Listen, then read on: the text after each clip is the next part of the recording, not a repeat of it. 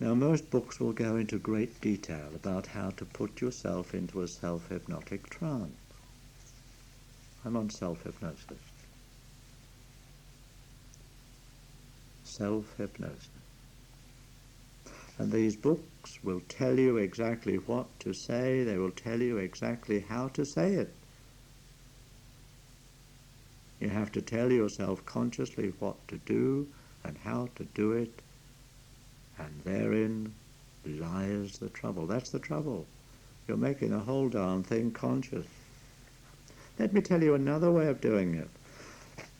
And this is so simple you may think, no, it's not worth bothering with, but it is so simple that it works. You take an alarm clock and you set it to ring in 20 minutes' time, and you set it down on a table, and you sit yourself down and stare at yourself in a mirror. Now, at all levels, you know what you're attempting to do. Let it happen.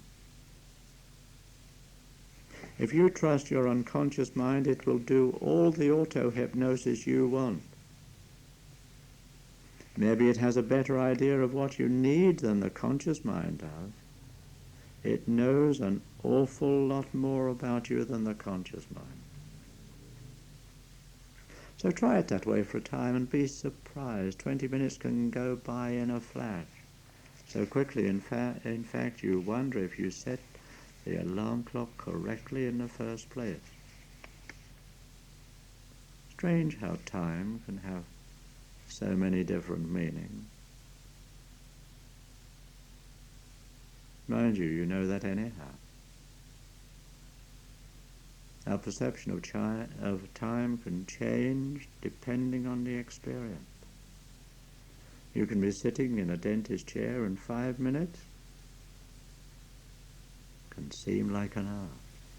Or you can go to visit a friend for an hour and suddenly discover that the hour is long up and you should have been away an hour ago. However, don't imagine that for one moment that's all we're saying about self-hypnosis. It isn't. But try what I've said. And when you stare at yourself in the mirror, don't use internal words. Just look without thought. In fact, let the sight of you staring back into your eyes make you speechless.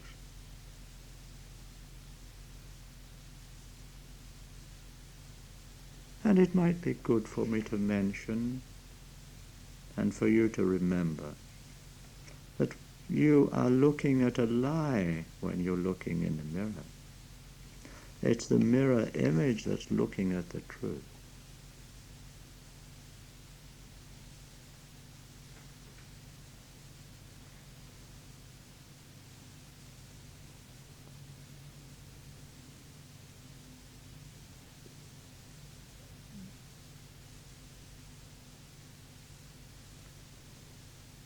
So, a little about Ericksonian methods, or should I say really, the Ericksonian approach.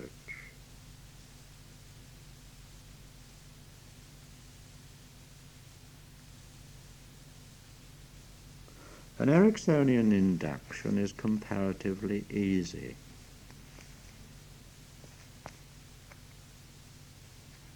What is much more difficult is the utilization of the trance for hypnotherapeutic gain.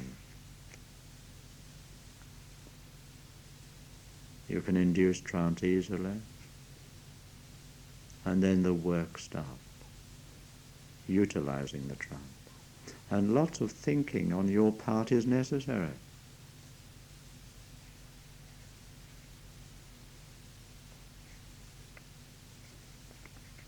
What you do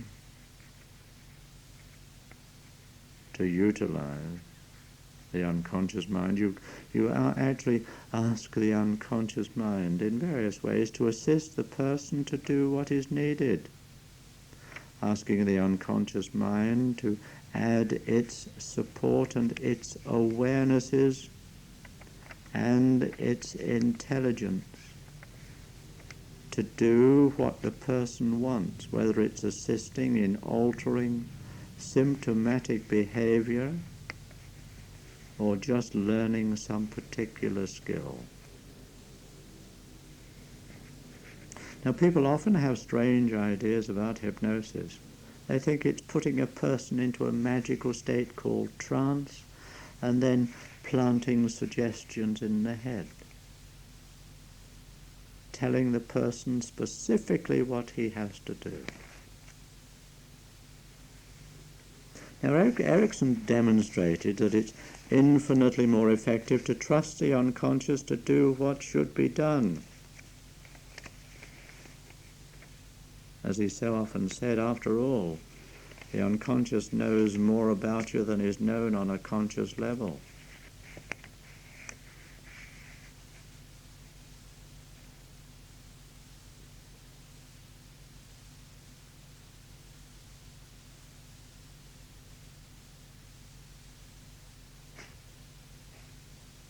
Mind you, on the other hand,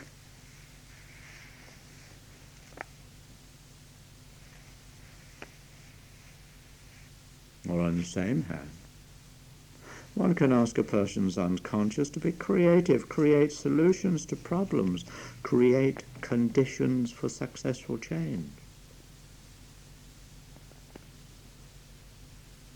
That's what Erickson did, but also, on the other hand, he had a very direct approach where he would tell the person what to do.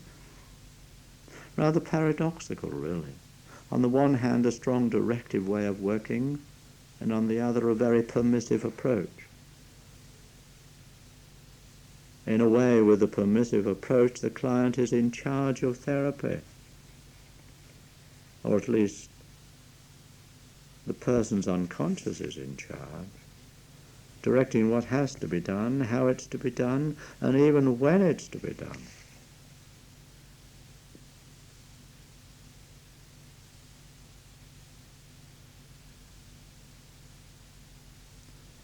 I don't want to go into the reasons for the paradox at the moment. All I'll say is that with some people you're going to be more direct than with others. And this total course is designed to show you how, why, where, and even what. Common thread, however, that exists in both direct and indirect is the utilization of patterns that exist at that time. If a person comes in and gives a history of doing what he was told, then Erickson used that pattern. But if a person came in and talked of resisting every directive given him, in quotes, and this would be what another hypnotherapist, a traditional hypnotherapist, would quote that person as being, that person would be described as being very resistant. If that type of person went to see Erickson, he'd utilize that pattern, and that person would resist himself right into trance. Now, may I say that one cannot study Ericksonian techniques? Because he had every kind of technique. However, there were principles that were very consistent in his work, and they showed in his relationship with the client, and in particular in his relationship with the unconscious mind of the client. Now, two consistent things were, one, a total belief and trust in the intelligence of the unconscious mind. Erickson believed that a person has all the resources and capabilities needed to take care of himself. That wasn't the problem. The problem had to do with the person's relationship with his environment.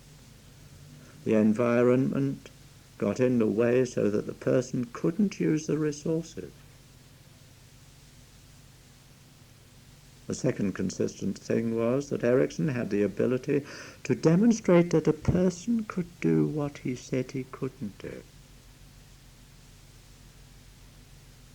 And he had hundreds of different ways of achieving this.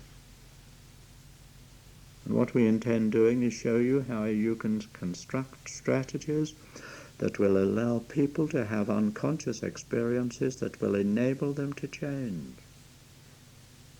enable them to have far greater choice in their response to other people and situations.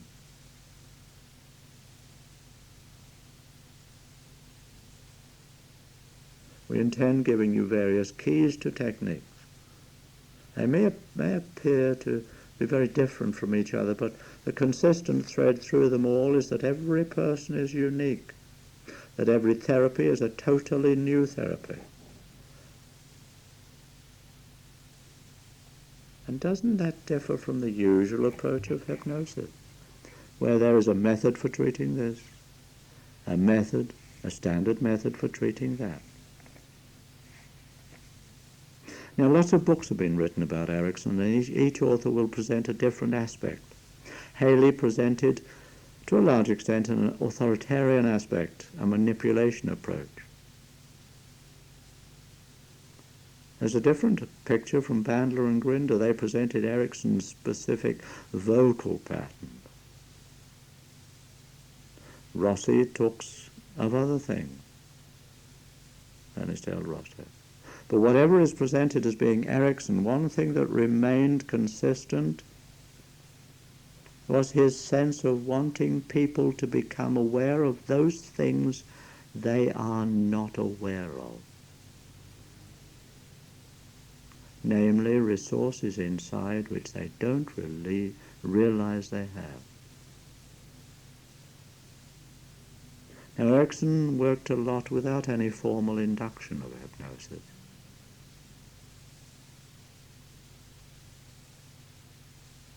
He used less and less formal induction.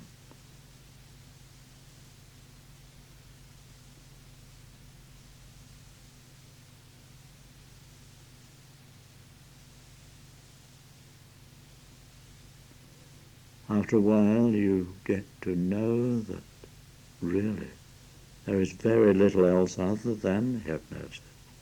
I know that if a person is staring at me unblinkingly, and I haven't mentioned hypnosis, and I know that that person is not aware of external things, concentrating on what I'm saying to the exclusion of everything else, then therapy can be done without hypnosis being mentioned, without the formal induction of trance.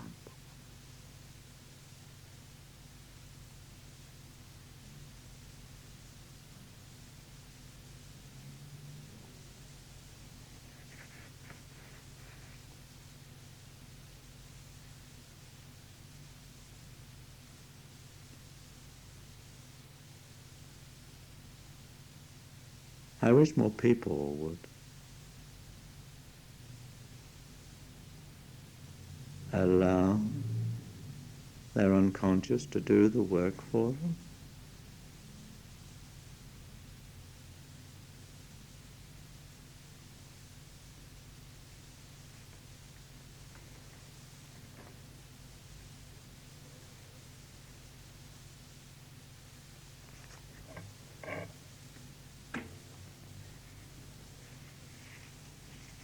Relaxation.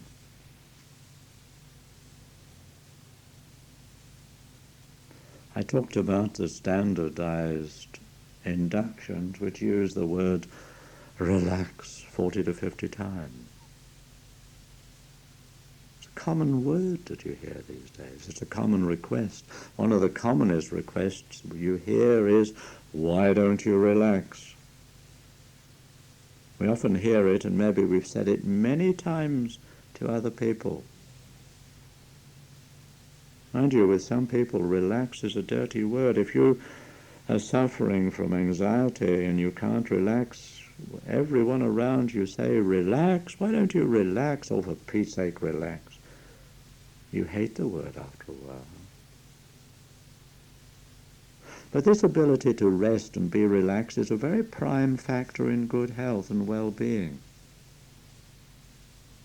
But in this civilization, speeding seems to be the way of life for most of us, and working in this high-paced, out-of-balance society can ruin our health unless we have some safeguards.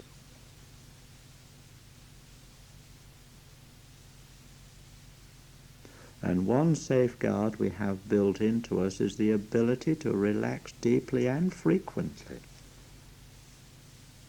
The trouble is, this ability has become lost to many people, and all too often people have ignored the warnings from the body that they should relax. Often you'll hear people say, I know I should relax, but there's so much to do. After a while, you find that person is saying, I know I should relax, but I can't seem to be able to. As you know, the purpose of relaxation, or one purpose of relaxation, is to give the body and the mind an opportunity to recuperate, and during this relaxed time, toxins are eliminated from the body and natural healing can take place. Another reason, of course, is that for relaxation is that deep relaxation is also the gateway to fully using the potential of the unconscious mind. And maybe even beyond that, the superconscious. Now, whatever we can do to promote deep relaxation will repay us in efficiency, physical and mental health, and also, we may live longer.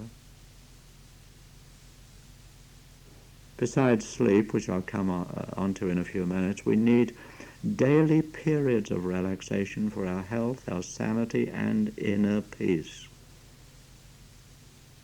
And during these periods we can tune into a different level, a level we're not in tune with during our normal activities. Now, I mentioned sleep.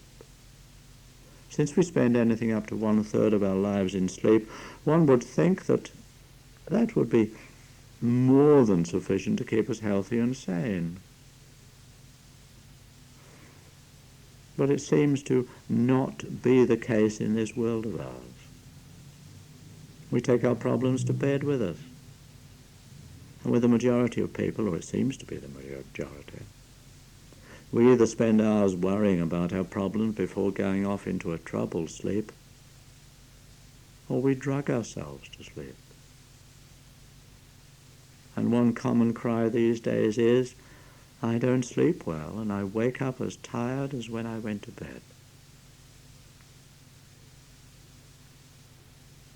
In view of this, sleep seems not to be the answer for many people, at least not to those people, or for those people who have to scurry off to see a therapist. And for them it's good to encourage deep relaxation, teach deep relaxation.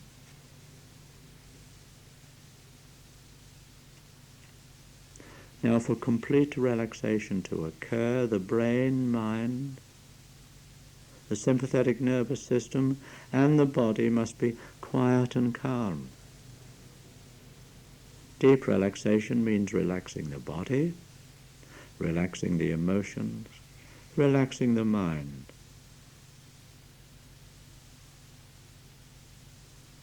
And I consider these to be three separate centers operating independently of each other to some degree.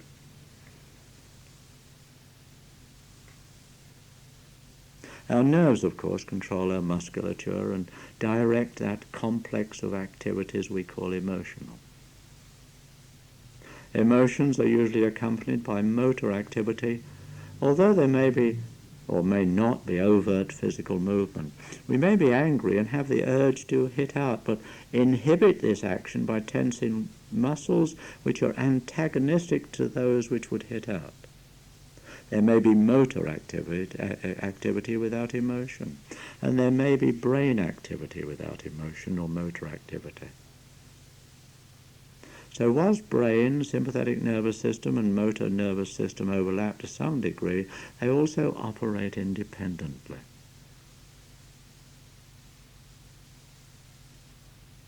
Now, it's generally true that if the conscious mind is quiet, then the physical body and the emotions quieten down.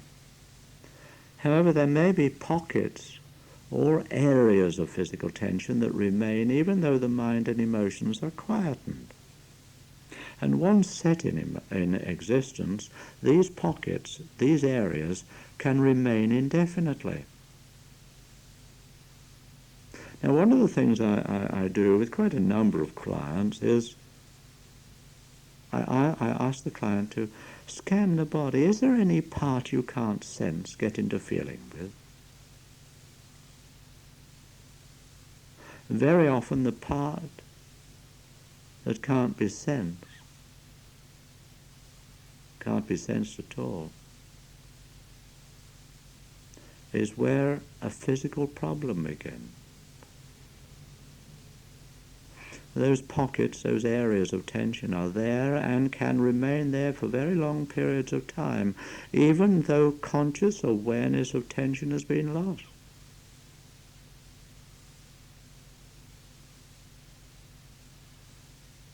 Now, complete relaxation training should include all three centers, the body, the mind, and the emotions.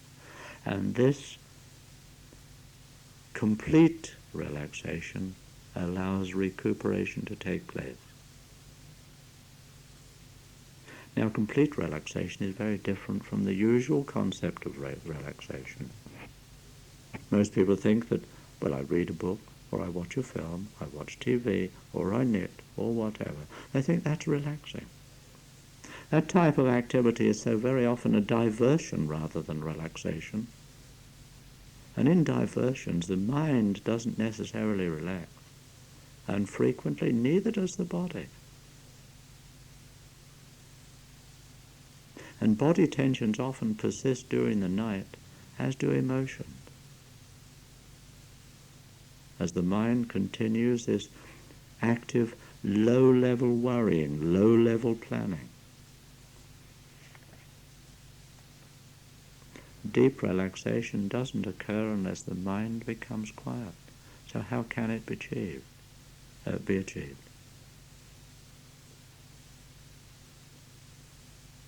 Now, the aim is not to be relaxed all the time, obviously. The aim is to be relaxed whenever you wish, to free yourself of unproductive tension. Tensions which can distort and eventually damage body tissues, even if pain is not present. Now, remember I mentioned that complete relaxation will only occur if body, mind, and emotions are relaxed. If you try to relax one part, say the body, then thoughts and feelings may intrude. Thoughts and feelings of worry and anxiety. Even if you just relax the mind, the body may still have the accumulated tensions of the day. Maybe you've been sitting still at a desk and got tense, or driving home. Driving a car is very tense-making. Whatever it is. And some unexpressed emotions may also be bubbling away beneath the surface, clamoring for expression. During the day we may have suppressed irritation, suppressed annoyance, which if not released can prevent peace of mind and body. When a person holds back from movement,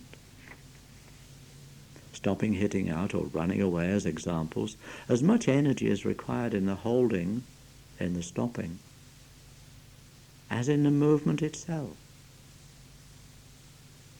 And so in effect there's a double loss of energy. You have two muscles, one to strike out in anger and one to hold the hand back from hitting. They're working against each other, and the tensions build up and continue to drain energy until the emotions are either expressed in some way or eventually die away.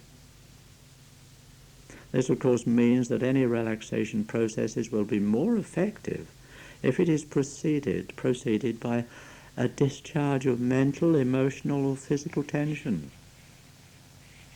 There's lots of ways of discharging emotional tension. You can use any of the exercises from Alexander Loven's bioenergetics. You can stomp around a room and fiercely tell someone off. Hit a pillow with your clenched fists and visualize someone you're angry with. Or a one that might disturb the neighbours, you can take a towel and twist and choke it to death while screaming your head off. Now this type of exercise discharges emotional energy stored up in held back anger and aggression and frustration. And after the exercises, most people feel much more cheerful and a lot calmer. That type of thing can act as a safety valve. Another way of doing it is to look in